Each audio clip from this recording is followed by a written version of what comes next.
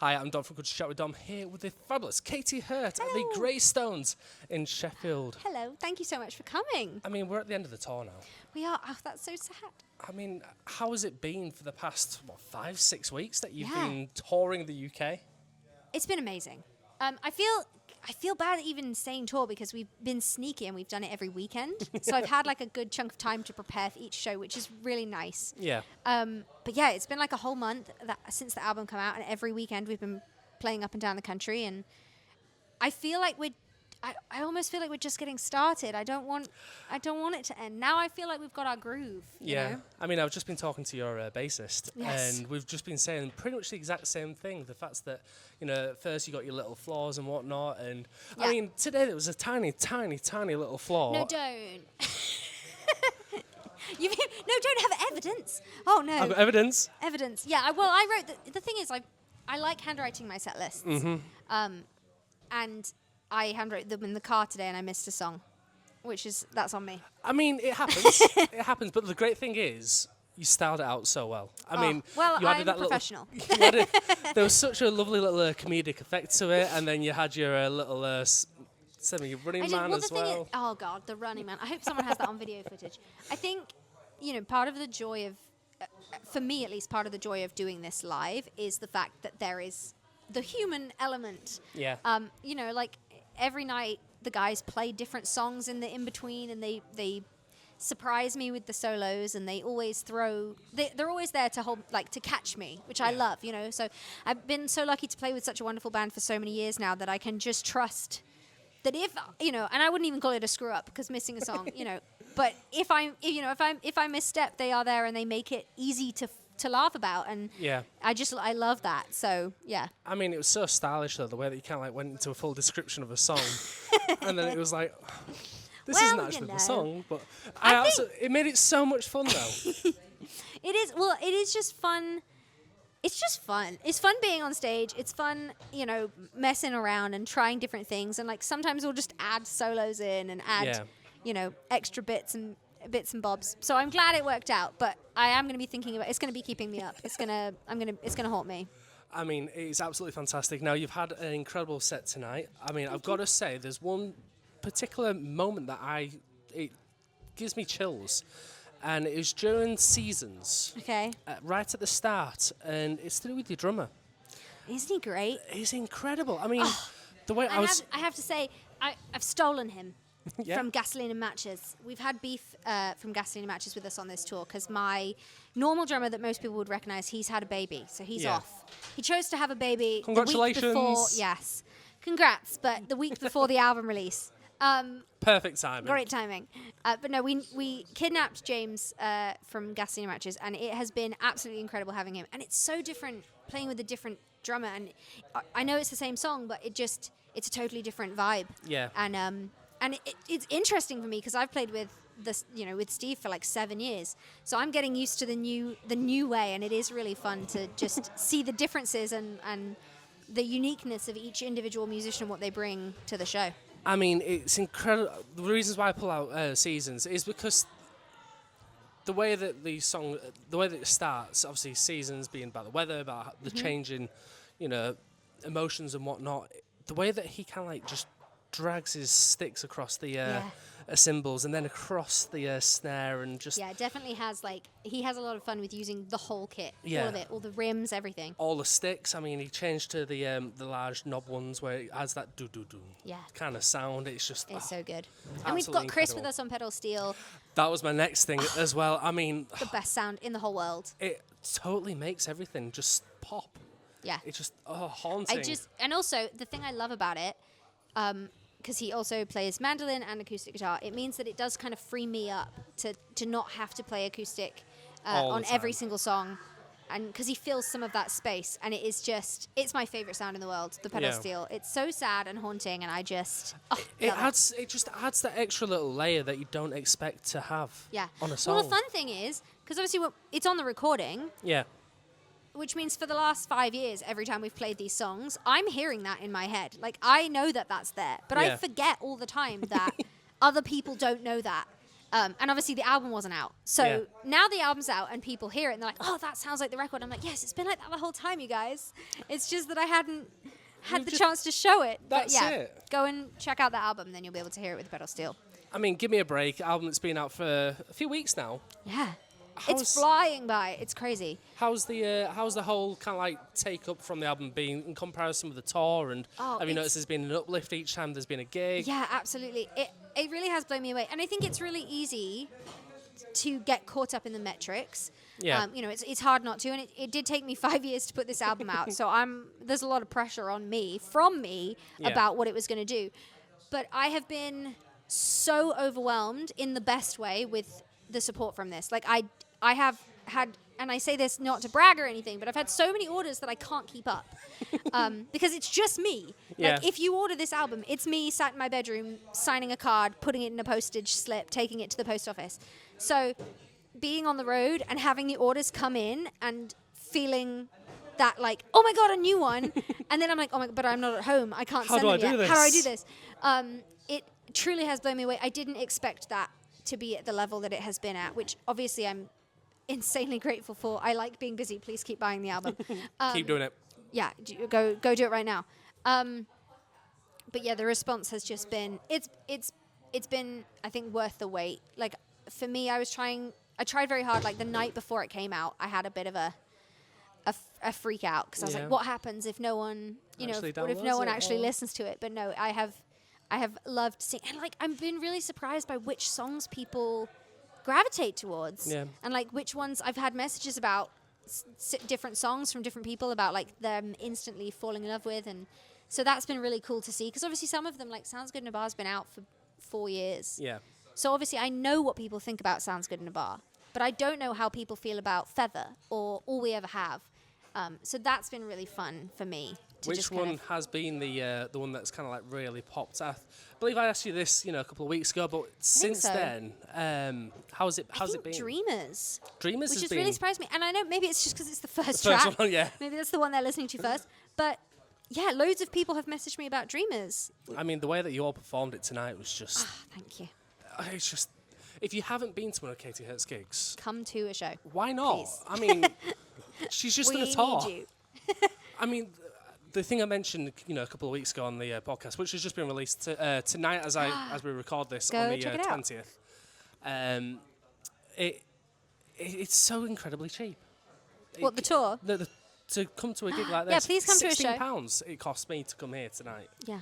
£16. Well, I think going and seeing live music and supporting art is genuinely so important. Yeah. And I'm a poor musician. I can't afford to go to see my favorite bands. Like there are so many people I miss out on seeing because I just can't afford the tickets. And I've always wanted to try and keep our shows as low as possible so they can be as accessible as possible. Yeah. And obviously we are in a position where I get to control that. So I've capped it. So the tour, it's been £15 a ticket. I can't control the booking fees. That's not on me. But No, exactly. I've tried to keep it at £15 because I think that's pretty reasonable. It means that I can pay all my band and we break even and I can, I can do it again. So, I think, when you do have the ability to control that, I'd never want to make it so expensive that people couldn't come. I'd rather have more people here at a cheaper price. Yeah. I feel the same about merch too. I've always tried to keep my CDs low and T-shirts low because, better to just have people listen to it. Well, that's it. Just to kind of like finish up on the talking about the album. Yes. So when we chatted, you mentioned that there was, obviously you've released 13 songs because 13 is your lucky number. But that's not the total number of songs you've written or wrote or whatever the correct grammar is. Yeah. Was it 47, 67, something like that? For this album, I mean, in general, in the amount of songs that you had to choose from, how many was it again? well, I think, oh God, I don't even know if we had a specific number, but when we flew out to Winnipeg, Yeah. we took 60 songs with us. I Yeah. think it was about 60. It may have Could be more, could be less. could be more, could be less, and we like very gradually narrowed it down over the course of 2 weeks. Yeah. Actually, I think that was probably one of my favorite parts about making the album. It was sitting in a room in an Airbnb with Gab and Murray and listening to the demos and playing the songs through and trying to maybe fix some things and giving it a go. Yeah. And I think up until the night before we started recording, there was going to be 14 songs on the album. Mm-hmm. And then we got into the studio and we tried to play the first song that was the number 14. And I was like, No. it's not that it was a bad song. I would absolutely re-record it now. There was something about it that didn't go with those stories, you know? Yeah. And I did really want this to be an album that made sense together. Almost like a timeline type thing. Yeah, definitely. And I think, you know, there are common threads that run through the album. There is the thread of, you know, being a dreamer, doesn't matter what your dream is, but being someone that is fighting the norm of doing maybe an art or a different career path, or just not going through the normal process. And you know, I didn't realize until afterwards I have kind of a few songs that are about mental health struggles and about figuring out who you are. And I've definitely had to work through that kind of stuff, and those songs will fit together and had a thread. But the other song we did, which I do love, and maybe we'll revisit on album 2, but that was more of just like a generic happy pop country thing, and I loved the chorus, but I was just like, it doesn't quite go with the stuff, the rest of these songs. Yeah. But yeah, we took about 60 songs with us, and I think we literally listened to like every line. We literally sat there with like a highlighter, and I hand wrote them, and we went over every line. Yeah. And did you have like a unanimous decision where if everybody voted yes to a song, that was definitely in? Yes and no, because I still was like, no. You got overriding. I just had an override. I think like the week before we left, we played it to like my parents and Gab's parents and the Steve and Martin and the rest of the band, and we got them to rank their favorites. Yeah. And then I was like, okay, well, I hate your opinion. I'm just going to do what I want. Just throw that away.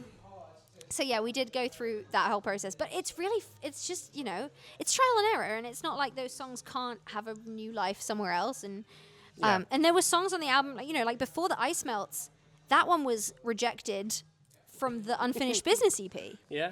Because we had that song when we went out the first time.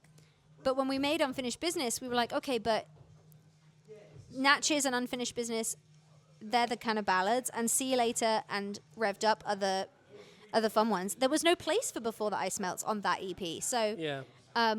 So we were like, okay, well, we'll put that on the album. So that one was kind of a stay over. So I think there'll be a few that this time around we're like, okay, now here's where you get your shot. Yeah. But of course, the thing I didn't expect is the 5 years between. So I have a whole bunch of new songs.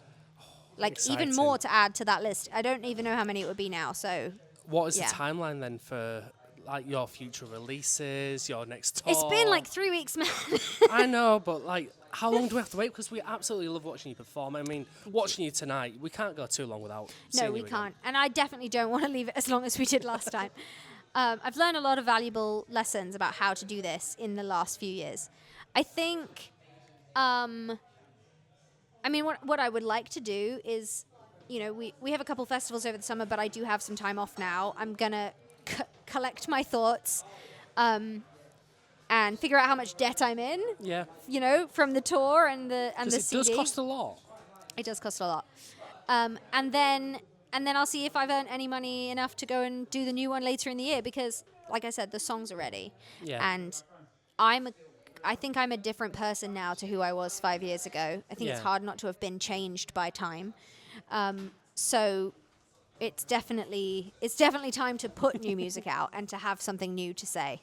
But the other thing is, sorry, I'm a rambler. No, I love this. The other thing is, these songs, whilst I've been sitting on them for so long, they're still new to everyone else. I have to keep reminding myself. Yeah. Because it might be like, we're bored of playing them. But then I realised that other people, you guys have only had the album for like 3 weeks. We've never You've heard never heard it. of them. So I do want to do more shows where I play this record. Because now that we've been doing it on this tour, I'm like, I'm having so much fun. I want to keep playing these songs. I don't know what I'm going to do if we do new ones. How am I going to fit them in? How are you going to do it? I mean, we've already had to cut, like, trying to figure out the set for this tour. I was like, well, we'll just play the whole album. But then I was like, what about Revved Up? I think you just need to increase your set time. Yeah. I think you need to have I'm going to have to do 3 what hour. Taylor does and have like a 3.5 hour show. I mean, Yeah. that would be selfish maybe, but I don't know how people do it. It's so hard figuring out which ones to do. Have a little interlude in between. It's like, all right, go get some drinks. A bit like when you go to the theatre and Yeah. it's like Oh. act 1, act 2. Who wants to be the ice cream person? I would I'll do totally it. have mini ice creams. Oh, do that. that would is be incredible. so fun. Okay, we'll get mini ice creams. Just to go back to the tour today, you had Amy Jo. Isn't she amazing? Sensational Jo. voice. I mean, absolutely incredible pick. What kind of like brought you to choosing Amy then out of the amazing plethora of Luck. And so I put up a post at the beginning of this tour asking for support act suggestions. And one of the things, like, I've been doing this a really long time. I'm still a support act. I will go and play for anybody that wants to have me. Yeah. Some of my favorite shows I've ever played have been being the support. I know how hard it is to get those gigs. I know how important it is to get those gigs. So I knew I wanted to hear who else was out there and who was new and what was going on. And also, I don't have time to go and see bands. No. Like, it's really hard to find the time to go and see gigs when you're playing gigs on Fridays and Saturdays. Yeah. So it was kind of selfish because I was like, if I book people I love, then I don't have to find new time to go see them. I can just have them come play my show. Just come here. So I put up that post, and Amy was so highly recommended. And then she messaged me, and then I had a panic because I had over 75 people apply. Really? And I was like, I have like 9 shows, you guys. I can't have everyone. I need to book more tour dates. So I had asked... I had sent like a first round of messages out, and I felt incredibly guilty to everyone. It's not that I didn't want to have everyone. It was just obviously there aren't enough shows. And Amy was up for doing this one and said yes, and is a total legend and so good. And I'm so glad she could make it. But we have had so many lovely acts on this tour. I played with Outpost Drive. They came and joined us in Cardiff. My incredible friends Two Ways Home, who are... You can go listen to them immediately. I love playing shows with those guys. They are just the best people. Izzy and Lewis are just, they're so down to earth. Yeah. They really are. And they make everything fun. Like, I've said the word fun a lot, but they bring such a joy. I've known them, I've realized, for like 10 years now. And it's just, I know every song that they've put out, so that's really fun having them. We had... we had Katie Nicholas in Manchester, and I've wanted to see her. We've been on lineups together for so many years, and I've never had the chance to see her play. And I was like, 2 Katies, let's go. Getting in there. Come and play. So, and she's just released 50 songs. It's incredible, isn't it? 50 songs, girl, how do you have the time? I was like, I need to play a show with her so she can teach me how to do that. But, if I could continue the tour and have more people, I would. I have a huge long list now of people that I want to play shows with and just hear, and it was such a fun way to find new music. So there's also a whole playlist if anyone's interested. Not just keep talking. So sorry, I've got the post gig hype. I mean, not only were you keeping you away from the bands, so what I want to do is just ask one more question. Okay, sorry, let's go. No, it's fine. I mean, I'll stay here all night if you want. I mean, out of all the performances that you've done so far, what has been kind of like your highlight moment? What has been the tour? Of the tour? What's been that one moment that's really made you think, bloody hell? That's really hard to pick. Because there's been so many great moments. There have. That's what you mean. I will say, the thing I've really loved is and obviously the thing that every act I'm sure loves is hearing people sing the songs back. I've been really surprised by how many nights, which songs people sing back. Hearing in Essex, when we played at the Hot Box, everybody sang the Daydreamings in The Kiss, which I have been thinking about since the day we wrote that song. I've been wanting people to sing back the Daydreaming Day, and it finally happened, and that was like, yes, finally. But even tonight, like... Please tell me it happened in like a wave, the way that I mentioned on the, podcast. Like left to right. Goes across. Yeah, and I had like, with Rather Be, we've been getting everybody to do the oohs. Yeah. And it's just incredible. And like, seeing like the older guys that come to shows doing the little oohs, I'm like, love it so Get much. them to do the little doing the little things, hand waves and see you later. That's guns. as close to a TikTok dance as I'm ever going to get. But I will say, because I clearly can't pick one, hearing everybody sing Sounds Good in a Bar tonight, that was pretty special. And this venue in particular, I mean, this is our 6th year of playing here. It feels kind of like a home base. Like it's so comfortable coming to play here. So having that response in this room definitely means a lot. Yeah. Yeah. I mean, I've got to say, of all the moments tonight where you got the entire crowd going, the Yeah. when you kind of like went from stage left to stage right to stage Yeah. left. Well, I and like coming off the mic and just having it be me and you. Like it's us together making it. It really was. So it's it was important. magical. And watching you on stage with everybody as well, it's just the way that you all interact, and you kind of like just... I do. I lean on them. I lean on my guys, and we've got our little like routines now. I think of the moments where like I'll go and hang out with Martin over on the bass, and yeah, it's really fun. But I need a catwalk. Oh, That's you my do? neck. I want more space on the stage so that we can hang out more and like strut up and down and stuff. That's my next. You could really do that here. I mean, if you had like It's a a big, little long room, platform just across the front. I don't want it to be too long. I just want it to be long enough that I can, when Gab does a solo, he can come stand right in the front. right with at the you, front on the little platform. back to back, kind of like just shredding the way he shreds. Also, we were laughing because we were watching old 80s videos and Gab was mentioning earlier today, I think it's Warrant have their stage is shaped like a W. Yeah. And I was like, I wonder if we could get a stage shaped like a K, like have a big long K. That reminds me actually as well, because you mentioned on stage the fact that Gab was adding in extra little songs throughout the whole set. Do you know how many you did in the end? Today, no idea. Has this just been like a running thing throughout the whole It's been tour? a running thing since we started the live streams. When we were doing the live streams like every week during the pandemic. Yeah. And just to keep ourselves entertained, I would be chatting to people, and in the background, Gab would be playing the Toys R Us theme song. Yeah. And it's just continued into the live show. So now, if you come, it's like he'll play an Eric Clapton solo in the middle of one of our songs. Yeah. And see if anyone notices. There was a couple of times where I was like... Yeah, and like everybody does it. We've all started doing it now. Yeah. I can't get away with it as much because obviously if I was singing it, it'd be very obvious.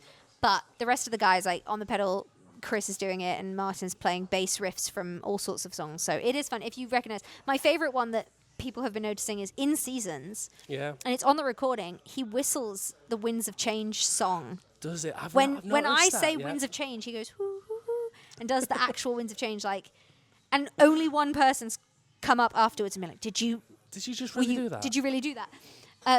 Did you mean to do that? And we were like, yes, we meant to do that. But I think I heard at least 3 tonight. Yeah. I'll find out there was 7 when I get in the car or something. But it was in every single song that you've done tonight, multiple times. yeah, if you come, keep a tally and let me know. But definitely, thank you so much, Katie, for coming on the show again. Thank you so much to your entire band as well. Thanks. Genuinely, the way that you all perform together is just something that's magical. And if you haven't watched Katie perform yet, make sure you do. Because Please come to a show. it is just genuinely an incredible experience. It really is. We just love it. We love what we do. We love being up there and being able to play these songs. And I love more than anything getting to meet everyone afterwards. And I know that we've just said our thank yous and goodbyes, but I'll be quick. But No, it's fine. when I was a kid and I would go and see my favorite bands, there were very few moments where you'd get to meet people. And I remember going to see Kit Moore the first time he played in the UK. Yeah. And he said, I'm going to stand in the lobby until I've met every single one of you. And I was like, if I ever get to play, that's what I'm going to do. Like, that's so cool. Because why wouldn't you want to meet the people that are making it possible? I mean, it reminds me of Alexandra Kay, who's just done a tour around the UK. She's done pretty much the same thing. There was a couple of people that missed out, obviously, because we're getting signatures. I was one of the people that missed out from seeing her. Oh, no. I was Did so you see gutted. she's opening a coffee shop? Yes, she is. So cute. I want to go. I mean, it's incredible what she's done because of it's all stemmed from a TikTok. Mm-hmm. But yeah, absolutely love it. But thank you again for coming on. A serious pleasure. Thank you so much. Absolutely incredible. Cannot wait to watch you perform again. And everybody, make sure you check out Katy Hurt and a brand new album, Gimme a break. Thank you so much. Thank you.